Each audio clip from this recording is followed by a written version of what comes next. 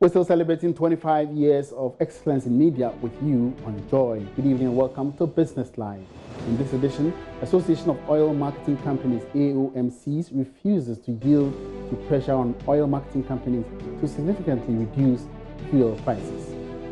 Also coming up, Accra West Region of Electricity Company of Ghana, ECG, surcharges local radio station 35,000 Ghana cedis near Nsawam in the Eastern region for engaging in power theft. And the Joybusiness van today heads to Reggie's Juice Bars, was started by entrepreneur Reginald Alute Papu, bringing a story shortly.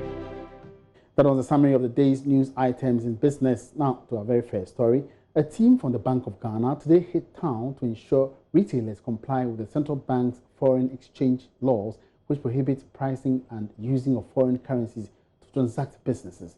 The operation is part of efforts by the central bank to control depreciation of the local currency. The team went to the Koala supermarket at Cantonments and the Palace Mall along the Spintex Road, all in Accra. There's more in this report. The day's operation was to sustain the level of compliance by some retail outlets to the foreign exchange laws of the country and to intensify education against the use of dollars in local transactions. The team also went to a travel and tour agency that was alleged to be operating a FOREX bureau in violation of the foreign exchange regulations. Upon interrogation, the manager at the office denied that it is operating a FOREX bureau. It's just like when you want to open a new business and you display open soon or opening now. There's no opening soon there. There's no opening soon there. Yeah, what I mean is, if you are trying to open a new company, this company has been open already. It's a travel and tour, and we are trying to attach the foreign currency, so we can't go ahead and display opening soon here also, okay, because the company has already been open as a travel and tour. But everyone knows that this place is a FOREX bureau. They know that here is a travel and tour. Because when we asked at the entrance, they directed us here. Yes, because of the FOREX bureau that has been displayed, they have the intention that here is a FOREX bureau. But we who are working here knows that we are not the FOREX bureau. And that is why I'm asking that. Why do you have the FOREX bureau then when you know that you are not yet operating the FOREX bureau? The team instructed the signage to be pulled off from the building immediately. Managers of the Palace Mall assure that they will not allow foreign currency transactions in their premises. At the Cantonment branch of Koala Shopping Mall, the manager refused to engage officials of the Bank of Ghana or even accept the notice issued. Briefing the media on the operations, Head of Communication at the Central Bank, A.C. Hammond, said the bank will not hesitate to prosecute any individual or business that fails to comply with the law after several warnings. We'll continue with the mystery shopping, if you like, in various different institutions. And then we will definitely take action because the law, it spells out clearly what happens. You know, we need a scapegoat, at least. Let's get one. And then that will definitely happen. But we are not interested in just, catching anybody's scapegoat. We are interested in the education going down.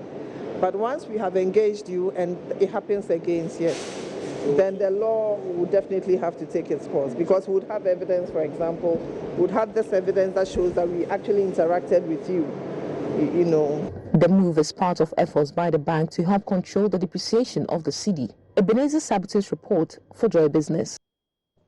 The receiver for 347 microfinance companies as well as 23 savings and loans and finance house companies whose licenses were revoked in 2019 has issued a notice to depositors and the general public on full payments of locked-up funds. The receiver stated that once ongoing payments are completed, over 352,000 claims will have been fully paid, leaving a difference of about 8,000 claims to clear by way of bonds only. Speaking in an interview, the receiver, Eric Nananipa, indicated that final payments are ongoing. He explained that government has made available to the combination of cash and bonds, totaling approximately 5 billion Ghana cedis to fully settle outstanding depositor claims of these institutions as well as of the 39 microcredit institutions in official liquidation. Payment has begun according to government's indications.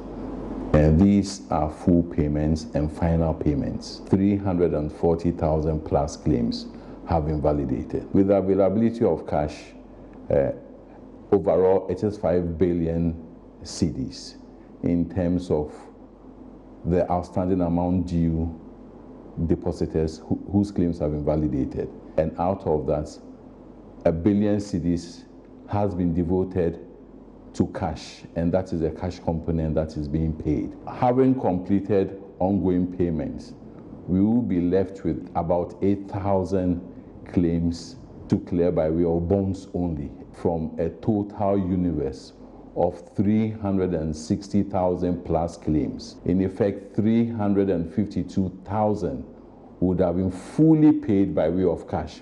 The payment exercise we envisage in this case will be completed in a month's time.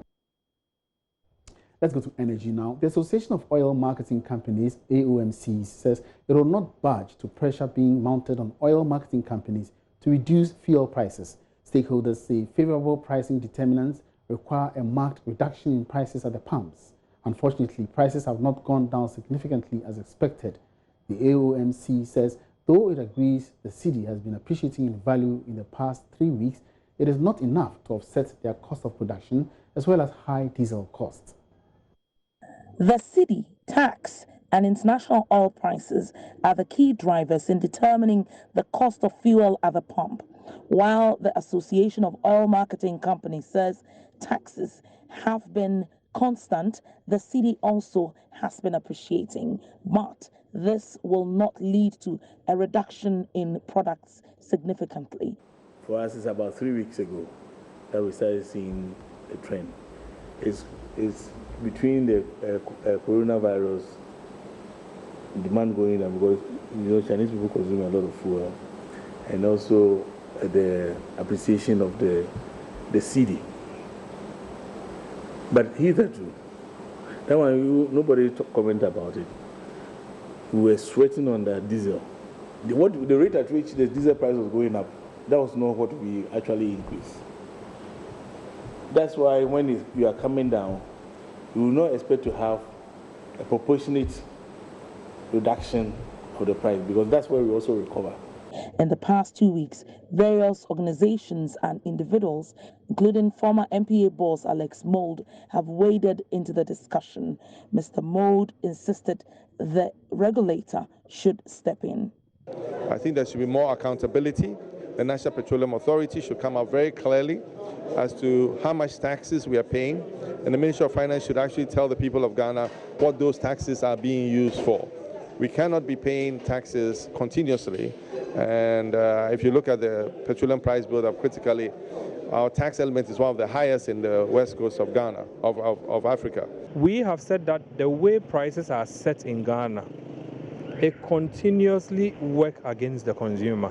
Unless something is done about the whole price build-up, it will be difficult for Ghanaians to have the sort of reliefs they need to get when world market dynamics are favorable, when the cedi is also stable, and when taxes are also stable. Unfortunately, every one of these indicators, when you find world market prices go down, then government sneaks in more taxes. When the cedi is stable, government reintroduces taxes that they are taking off. When the cedi now depreciates, they add. When world market prices go up, they add. When taxes go up, they add. So these things cannot continue. But the Association of Oil Marketing Companies boss, Kwaku Ajumandia, won't have any of that. While the cedi is appreciating with reduction in finished petroleum prices, including a stable tax component, the AOMC says that is not enough. Prices may reduce significantly if the cedi against the dollar continues to strengthen. The Accra West region of the Electricity Company of Ghana, ECG, has cautioned the public to resist from power thefts. Speaking to Joybusiness after surcharging a local radio station at Fotobi near Nsawam, Acting General Manager of the ECG, Engineer Emmanuel Ankoma, expressed shock at how some individuals and institutions connive to rid the company of the desired revenue. He noted it's time to clamp down on such nefarious activities. Fred Juho has more in this report. The Electricity Company of Ghana, ECG, is once again moving to arrest notorious entities who are persistently engaged in power theft. The inability of citizens to enjoy continuous power supply has sometimes been linked to illegal activities of unscrupulous persons and institutions who enjoy power at the expense of the rest of the public. The Accra West region of the ECG has declared war on such persons and institutions. A local FM station known as the Forum for Women Educationists FM has fallen victim to the situation. The company has been disconnected and surcharged 35,000 Ghana cedis. Acting General Manager of the ECG, Engineer Emmanuel Ankama, has been speaking to Joy Business. The electricity company of Ghana, Accra West, is on its toes, working hard to get all illegal activities brought to book. As part of this exercise, we have an in-house method that we are adopting by analyzing the power consumptions of our customers. Through that exercise in-house, we had few customers that we identified as having their consumption below expectation. One of such customers is FOREX FM within our in-some operational area. So a team was tasked to visit that premises. It's a radio station. And as we did, suspected, it was found out to be true that they've indeed bypassed most of their gadgets. And some of the gadgets that we identified to having used electricity free was their transmitter, was their air conditionings, and other office equipments. He promised the public a package when they report any such illegal activities. The year 2019, we had to recover 5.3 million Ghana cedis. All this was recovered from illegal connections. We are saying customers desist from this act. It is weighing the company down. The company needs monies to put up good equipment to serve you better. We are putting up a meter control center where all meters could be monitored from a console. So we have smart meters, and all our smart meters can directly be monitored from the office. He indicated that his office is targeting to retrieve over 8 million Ghana cedis from illegal activities this year. Freddie Ho's report for Joy Business. Welcome back. Our fund management company, Access Pension Trust, is calling on the National Pensions Regulatory Authority to allow various fund management firms in the country to diversify their investment portfolios. The diversification will mean pension fund managers can invest across the shores of Ghana in what they consider as more profitable and low-risk venture. Speaking to Joy Business at the Pension Strategy Conference to push for policy amendments for diversification, Chief Investment Officer Nana Riafi Boama believes it is time for the regulator to grant them an opportunity to yield dividends for contributors. Access Pensions Trust has held the second edition of its pensions conference to reflect and strategize on the significant impact Pensions Act 766 has made on the pensions fund management over the last decade. Act 766, according to industry players, has played a monumental role in the creation of about 122 Tier 3 pension schemes offering supplementary workplace savings for employees. Speaking at the conference, economist with Data Bank, Courage Marty, says the central bank's consistent regulation and manipulation of the FX market is significant to the stabilization of the Ghana cedi.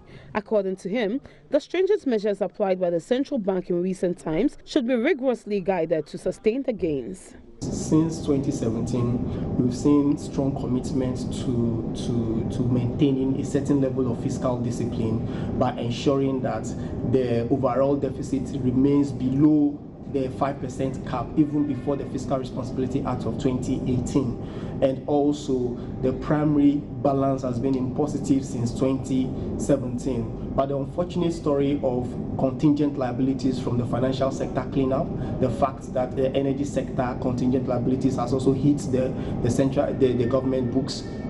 Chief Investment Officer at Access Pensions Trust, Nana Riafi Boama, says it is time to diversify pension investments and to consider other safer havens of investment to safeguard monies of pensioners. If all pension fund would decide to allocate just about 5% of their total portfolio to equity, can you imagine the rally that could spark? All right, it's a Wednesday and time for the Joy Business van. Not frustrated about being jobless after his national service, Reginald Alote Papu decided to start a juice business. It's been 3 years now, and within this period, he's learned life's most important lessons the hard way. Reginald invited the Joy Business van to his startup, Reggie's Juice Bar, and here's his story. 3 years of starting his juice business has taught Reginald Alote Papu patience and perseverance, and we get to hear all about it. Hello, Joy Business Van. My name is Reginald Alote Papu, and here is my partner, Maria Lirase. Hello. And welcome to Reggie's Juice Bar.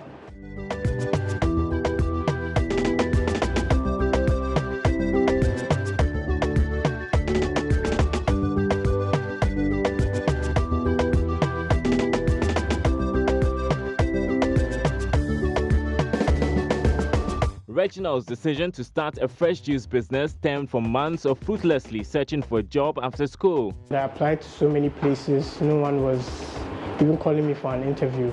So after about 2.5 years, I got very frustrated and I decided to start a company.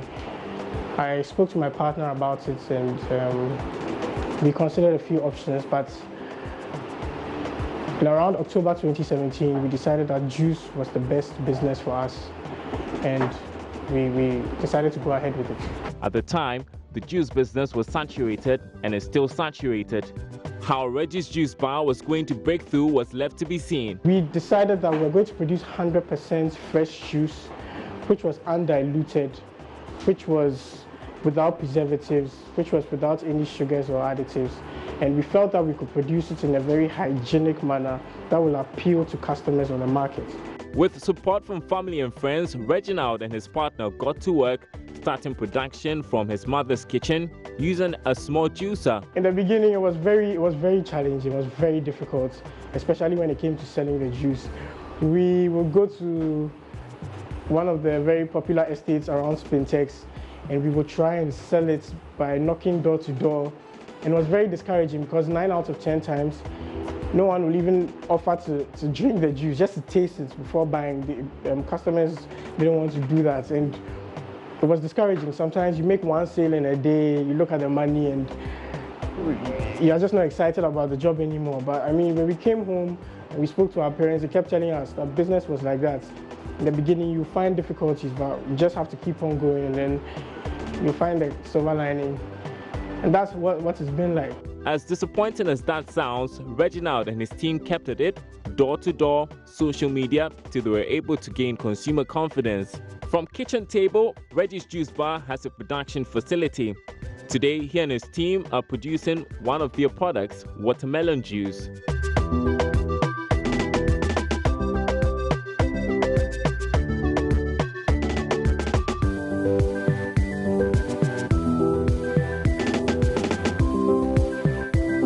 Typically, production starts from sourcing fruits, sorting, scrubbing, cutting, and then feeding the machine. The juice could be pasteurized or bottled fresh based on the preference of the client.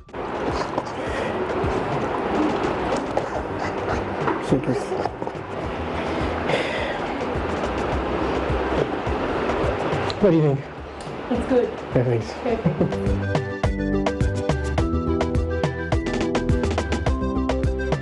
So what we just finished producing is watermelon juice mixed with pineapple. And what we're looking out for was two things: that the color was consistent with what we are used to producing, and that the sugar content in relation to the pineapple and the watermelon agree, because watermelon is a dominant fruit, so when you add anything to it, it dwarfs the taste. So we added a bit more pineapple to the watermelon to make sure that the taste was sweet and what our customers are used to. From 100 bottles in 2017, Reggie's Juice Bar is able to produce about 1,500 bottles a day. One of our biggest challenges since we started this company has been accessing capital. The juice industry is not cheap at all. It's very expensive, from equipment to even getting the right type of staff. Investing in research, it's not been easy. Plus, fruits are perishable, and the risk of losses is very high. Reginald and his team are, however, pushing ahead. Sakumona Estates. And there's another one for Udome, also 100 bottles. 300 ml. Yeah.